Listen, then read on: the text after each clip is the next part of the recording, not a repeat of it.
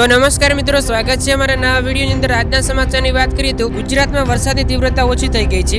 ગુજરાતમાં છેલ્લા 24 કલાકમાં વરસાદની વાત કરીએ તો દક્ષિણ ગુજરાતના મોટા ભાગના સ્થળોએ અને ઉત્તર ગુજરાતના છૂટાછવાયા સ્થળો પર વરસાદ પડ્યો છે, જ્યારે સૌરાષ્ટ્ર કચ્છમાં હવામાન શુષ્ક રહ્યું હતું। ત્યારે આગામી દિવસોમાં કેવો વરસાદ રહેશે તે અંગેની હવામાન વિભાગની આગાહી જોઈએ। હવામાન વિભાગના જણાવ્યા પ્રમાણે વરસાદનું જોર ઘટી જશે। આગામી 7 દિવસ સામાન્યથી મધ્યમ વરસાદની શક્યતાઓ દર્શાવવામાં આવી છે। થંડરસ્ટોર એક્ટિવિટીના કારણે સામાન્યથી મધ્યમ વરસાદની આગાહી કરવામાં આવી છે। માછીમારોને દરિયો ન ખેડવાની સૂચના આપવામાં આવી છે। હવામાન વિભાગે આપેલી માહિતી પ્રમાણે વરસાદી સિસ્ટમો સક્રિય છે। હવામાન વિભાગે અનુસાર ગઈકાલે ઉત્તર પશ્ચિમ મધ્યપ્રદેશ અને આસપાસના વિસ્તારોમાં બનેલ લો પ્રેશર લેસ માર્કમાં આ પરિણામ આવ્યું છે। જો કે સંકળાયેલા ચક્રવાતી પરિભ્રમણ ઉત્તર પશ્ચિમ મધ્યપ્રદેશ અને આસપાસના વિસ્તારોમાં યથાવત રહેશે, જે દરિયાની સપાટીથી સરેરાશ 7.6 કિમી ઉપર અને ઊંચાઈ સાથે દક્ષિણ પશ્ચિમ તરફનું છે। આ સાથે અન્ય મોન્સૂન ટ્રફ છે, જે સરેરાશ દરિયાની સપાટીથી બિકાનેર, સિકર, દતિયા, સિદ્ધી, રાંચી, દીઘા તેમજ પૂર્વ દક્ષિણ પૂર્વ તરફ બંગાળની ખાડીમાં પસાર થાય છે। આ ઉપરાંત અપર એપ સાયક્યુલેશન દક્ષિણ પશ્ચિમ રાજસ્થાન અને આસપાસના વિસ્તારોમાં સરેરાશ દરિયાની સપાટી